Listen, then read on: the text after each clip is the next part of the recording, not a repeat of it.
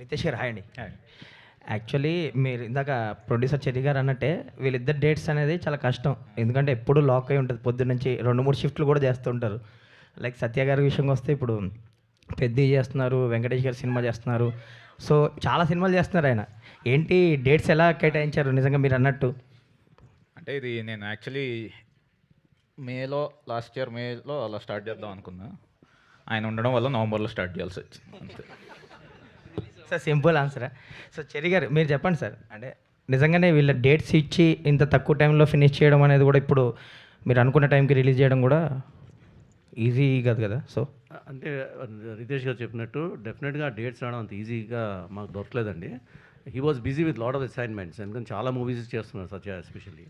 So ఆయన ముందే చెప్పాడు, నేను సెప్టెంబర్ అక్టోబర్లో ఆ టైంలో అవుతేనే బంచ్ కింద ఇవ్వగలుగుతాను, ఎక్కువ డేట్స్ ఇవ్వగలుగుతాను బల్క్గా, అప్పటికి నాకు చాలా ఫిలిమ్స్ ఫినిష్ అయిపోతాయి అని చెప్పడం జరిగింది.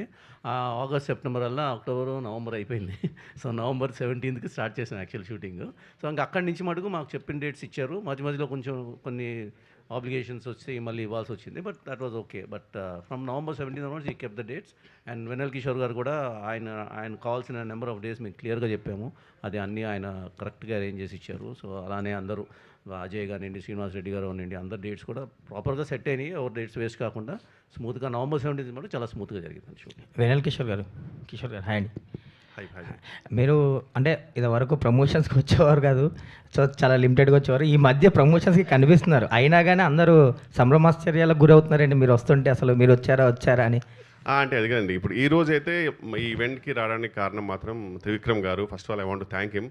ఎందుకంటే షూటింగ్ మధ్యలో కూడా అప్పటికి నేను సత్య ప్రెషర్ పెడుతున్నాం, సార్ కొంచెం ఈవెంట్ ఉంది, ఇద్దరు అదే షూట్లో ఉన్నాం అనమాట. సో పాపం ఆయన మేనేజ్ చేసి అప్పటికప్పుడు మాది కొంచెం ఫాస్ట్గా ఫినిష్ చేసి పంపించారు. సో దానికి థ్యాంక్ యూ. అంటే కుదిరితే డెఫినెట్లీ వస్తానండి, అలా ప్రమోషన్కి రాకూడదని ఏమి ఉండదు, బట్ డెఫినెట్లీ. సత్య గారు అదే ఇప్పుడు ఆ డేట్స్ కేటాయించడం ఓకే, కానీ ప్రమోషన్స్ కూడా ఇప్పుడు మీరు అన్నట్టు త్రివిక్రమ్ గారినో ఇంకొకరినో రిక్వెస్ట్ చేసి ఇవ్వాల్సి వస్తుంది కదా. డేట్ ఏమో దగ్గర పడిపోయిన 10 days ఉంది. ఏంటి ప్రమోషన్స్ ఎలా ప్లాన్ చేస్తారు మీరు, మీ డైరెక్టర్? పెట్టుకున్నాను డేట్స్, కొన్ని డేట్స్ ప్రమోషన్ చేయడానికి పెట్టుకున్నాను dates. However all the very best.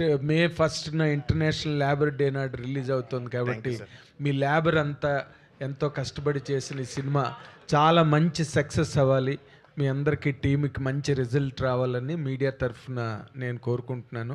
మీరు సత్యాల లేరు, సెట్ వేసుకొచ్చినట్టున్నారు, మీకు సెట్ వేసినట్టున్నారు కాబట్టి మీరు ఇవాళ నుంచి సత్య కాదు. మీరు ఇందాక 2 పాయింట్లు ఉంటున్నాయి. సత్య ఈజ్ నాట్ జెట్లీ అని ఇక్కడ మాట అంటే, ట్రైలర్లోనేమో I don't do comedy, I'm done with comedy అని ఓ మాట. ఇందాక వెన్నెల కిషోర్ గారు సత్య ఫ్యాన్స్ అని అనగా నాకు ఫ్యాన్స్ అంటే బాబు అంటున్నారు ఆయన కథల నుంచి.